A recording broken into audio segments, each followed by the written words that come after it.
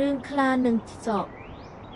កាលពីព្រេងនាយមានខ្លាធំមួយក្បាលរស់នៅក្នុងព្រៃជ្រៅថ្ងៃមួយខណៈពេលដែលវាដើររកចំណីវាបានជួបនឹងខ្យក់មួយក្បាលដែលកំពុងដេកនៅក្នុងដើមឈើធំមួយ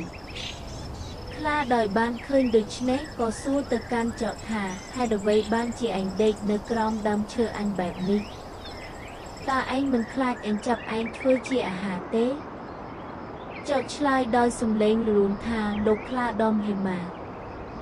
ខ្ញុំកំពុងតែរីករាយនឹងដំណឹងល្អខ្ញុំទើបតែបានឃើញកន្លែងមួយដែលពោរពេញដោយសាច់ក្តាន់ស្រស់ដែលព្រៃនោះមិនមានម្ចាស់ទេប៉ុន្តែដោយសារខ្ញុំជាសត្វតូចតាចខ្ញុំមិនអាចដឹកជញ្ជូនវាបានអស់ឡើយបើលោកព្រមធ្វើជាដៃគូជាមួយខ្ញុំនឹងនាំលោកទៅទីនោះហើយយើងនឹងចែករំលែកវាជាមួយគ្នាខ្លាដែលមានចិត្តលោភលន់ក៏យល់ព្រមតាមចក់ដោយមិនបានពិចារណាចក់បាននាំខ្លាដើរកាត់ព្រៃជ្រៅរហូតទៅដល់កន្លែងមួយដែលពោរពេញដោយហ្វូងក្តាន់យ៉ាងច្រើនចក់បាននិយាយថាលោកខ្លា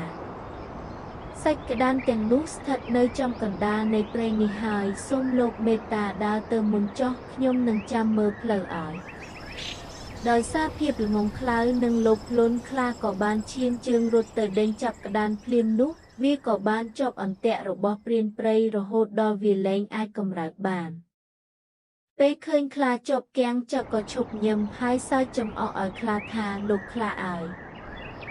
លោកមានកម្លាំងខ្លាំងពិតមែនប៉ុន្តែលោកខ្វះភាពឆ្លៀសវៃនៅក្នុងលោកនេះកម្លាំងមិនអាចឈ្នះលើប្រាជ្ញាបានឡើយ